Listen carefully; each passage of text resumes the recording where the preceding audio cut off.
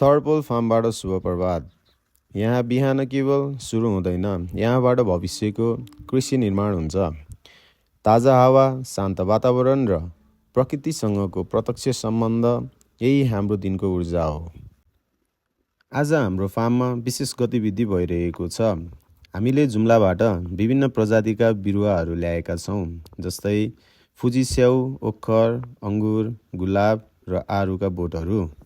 हामी थर्पोल फार्ममा विभिन्न क्षेत्रबाट बिरुवा सङ्कलन गरेर ट्रायल बेस्ड रिसर्च फार्मिङ गर्छौँ। यसको उद्देश्य भनेको फरक फरक उचाइ, हावापानी र माटोको बिरुवाको एडप्टेसन र प्रोडक्सन उत्पादन क्षमता अध्ययन गर्नु हो। नेपालको डाइभर्स माइक्रो क्लाइमेट र सोयल भेराइबिलिटी हो। प्रकृतिले हामीलाई धेरै दिएको छ, हामीले यसलाई साइन्टिफिकल्ली युटिलाइज गर्न जान्नुपर्छ। र अब लागौँ हामी बिरुवा रोप्नु। बिरुवा रोप्नु अघि हामी रुट सिस्टमको विस्तृत निरीक्षण गर्दछौँ।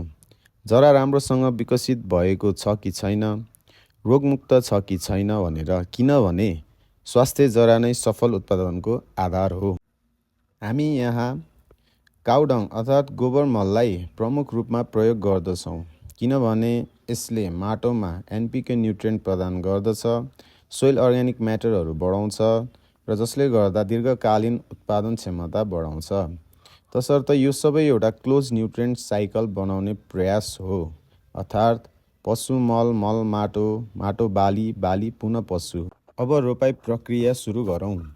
रोप्नु अघि उचित पिट प्रिपरेसन, खाल्डो तयारी गर्ने, अर्ग्यानिक म्यान्युरहरू राख्ने, प्रपर स्पेसिङ मेन्टेन गर्ने, इरिगेसन म्यानेजमेन्ट गर्ने र सपोर्ट सिस्टम राखिदिनु पर्छ। यसले बिरुवाको सर्भाइभल रेट र ग्रोथ पर्फर्मेन्स दुवै बढाउँछ।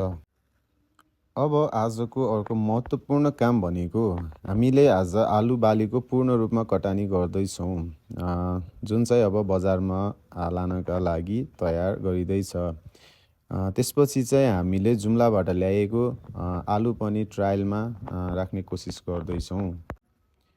यसरी थर्पोल फार्ममा एक दिन केवल काम होइन, यो कृषि, विज्ञान र प्रकृतिको संयोजन हो। यदि हामीले सही रूपमा बुझ्यौँ भने कृषि केवल पेसा होइन, यो नेपालको भविष्य हो।